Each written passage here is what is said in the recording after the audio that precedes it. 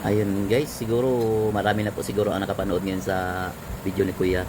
Ngayon guys, viral na viral po ito ngayon guys.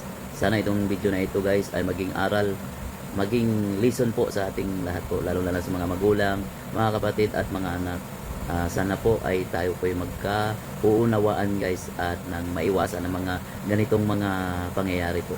So, tara guys, samahan nyo ako at ating panoorin itong videong ito.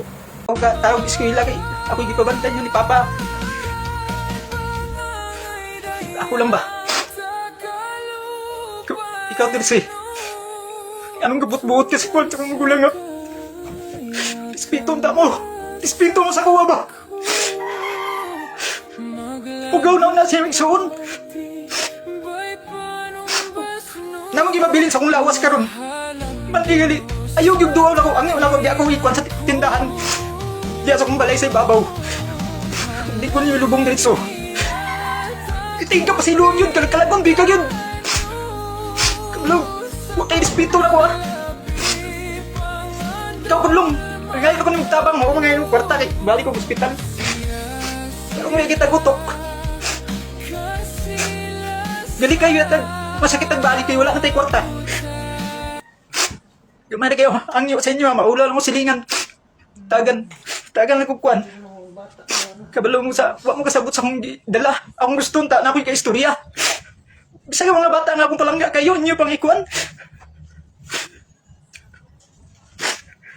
Tika lang, yung mong gitsatag baga akong naong tagyaw mong kapasilong sa mamatay ko. Mangigali. Kapsiloon yun. Wabi ko gatsyat ni mo kuan niya. Dapat ikaw mo pa na utang abuto na ako kay gagmay pa mo ako yung bantay ninyo. Dapat tas manigsuon, tanaw nang igsuon og kumusta na kadto siya? Ano ba? Kini ang kuan usa unta ni kaleksyon. Dapat dagan makaleksyon ni. Dapat ang ginikanan patas pagdala sa anak. Ya manigsuon magtinabangay. Dili kay wala nagkalimtan ba? Sakit kayo, chatan ba tag paitali kayo. Imbis na batay dila sakit sa nitagos ng magulang. Chatan pa ko ni mo anak. Grabe sige ko. Kaya yung gibuhat sa kuha ba? Kabihan tining ka. Matay. May isa pag diidig ka sa doon ito sa kamatayon. Itay ka patulgon ba? Ang yung gibuhat sa kuha niya. Huwag mo kasabot. Sigong gidala.